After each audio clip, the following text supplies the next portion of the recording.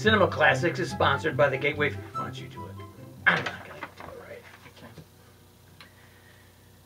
Cinema Classics is sponsored by the Gateway Film Center and is produced by John DeSando and Johnny DiLoretto. Listen to shows online at WCBE.org.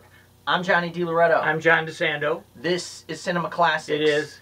We would be at the Gateway Film Center. We'd be in the middle or at the end of our Steven Spielberg celebration. Yes. At the Film Center. Yep. Obviously, that's not happening. But we haven't talked about Jaws enough. Let's talk about Jaws yes. again. All right. Could we do something different? I'm game to do whatever you want. What do you got in mind? I wanted to ask you about relevance to today, Okay. Politically or culturally. Okay. I mean, Jaws. No, that's awesome. Oh, yeah, because Jaws is maybe the best horror film ever made.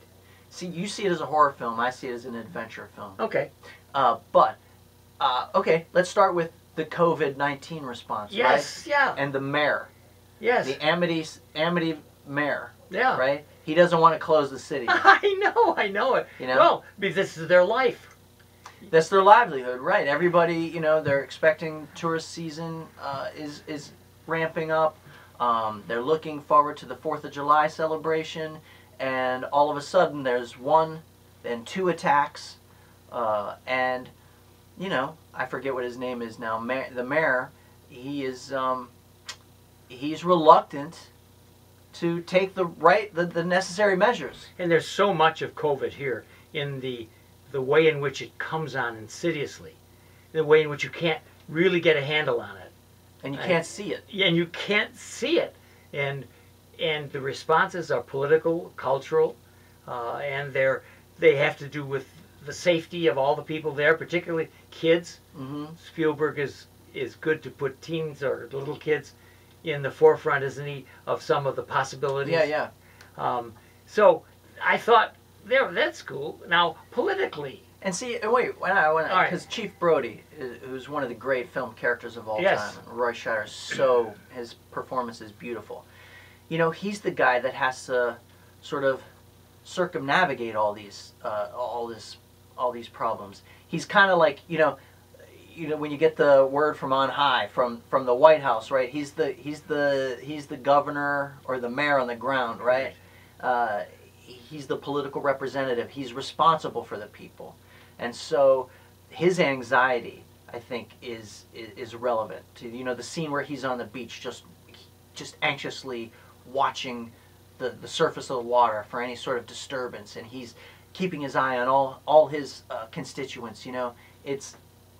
That I really think is relevant too. Oh, yeah. I couldn't help but think, in looking at it, about Ohio, our governor, and our chief scientist, Amy Acton, Mm-hmm. and what they needed to do. The governor shutting down. We had Dr. Acton resigning Mm-hmm. because of the pressure she got from shutting down. And then what you're talking about, it sounds like the same thing to me. Yeah. The same, and it's a moment when you realize why you're not a politician, why you don't want these responsibilities. Yeah. Let's take this further. I'm sure somebody has written about this. This can't be a new idea, but I'm glad you opened the door to the conversation. When the guys, the triumvirate, go out there to take Yes. down the shark, and they're on the Orca. Look at that politically. You have Hooper, the Richard Dreyfuss character, the scientist. Wonderful. Right? The liberal, the guy who's, he's driven by science, he's driven by, compassion. He actually loves the animal. He loves sharks. Then you have Quint, who's the angry conservative who just wants to kill the shark. Great. No questions asked, and he wants paid handsomely for it. And then you have Brody, this character kind of torn between both of them. Like he finds himself in the middle, navigating their ideologies and trying to do just the right thing, trying to do what's best. Like, he wants to get the shark. Does he want to murder it, indiscriminately? No. He can't capture it. So he's caught in between these two these two tough talking, just what's the word I'm looking for? They're just so single minded, Yeah. both of them. You're making me think how much I identify, and you're making me think about how much I identify with Brody. Mm-hmm. And with his ambivalences and with his responsibilities, and I see him as an everyman in this situation. Yeah. Because you very nicely put your scientist and your maniac Mm-hmm. on two ends. Right. And you've got Brody in the middle. Yeah. And there we are. Right.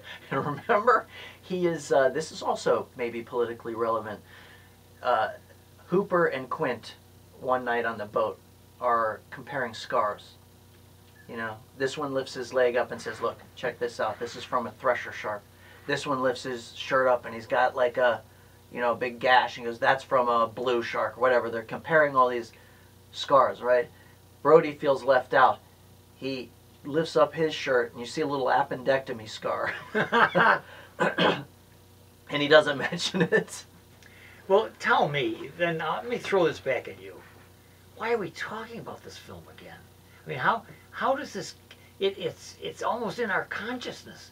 I mean, you can't say Jaws to anybody who's been awake for the last 40 years and not have them understand what you're talking about. Well, one reason why we're talking about it is because we would be just in the opening few weeks of the summer movie season. And there is, as you know, no summer movie season right now. Jaws is responsible for the fact that we even say summer movies. Jaws was the first big summer movie. It changed the industry. I mean, I don't think it can overstate that. The influence that this movie had. It was a happy accident. Everybody knows the production trouble Spielberg faced shooting this movie. Mm-hmm. He was a young up-and-coming director. It heralded one of the great cinematic careers of our time. And, as I said, it changed the way we go to the movies. What, if you could put it in a sentence or two, what is it about it that makes it stand above almost any other summer movie or adventure film? Well, it's the beautiful pairing of spectacle with human drama.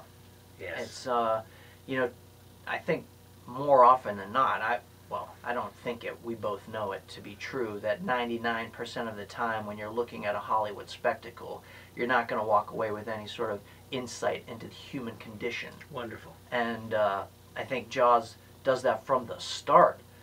You're with Brody. You get his family situation. You understand sort of the nuances of his familiar relationships with his wife, with his children.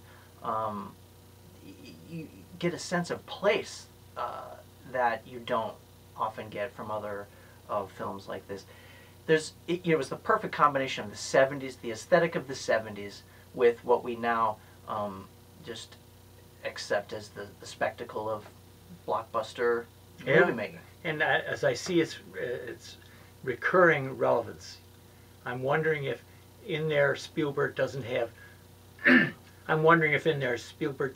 formula for overcoming authoritarianism, for instance, about the effort that it's going to take in all parts of society to get to this menace Mm-hmm.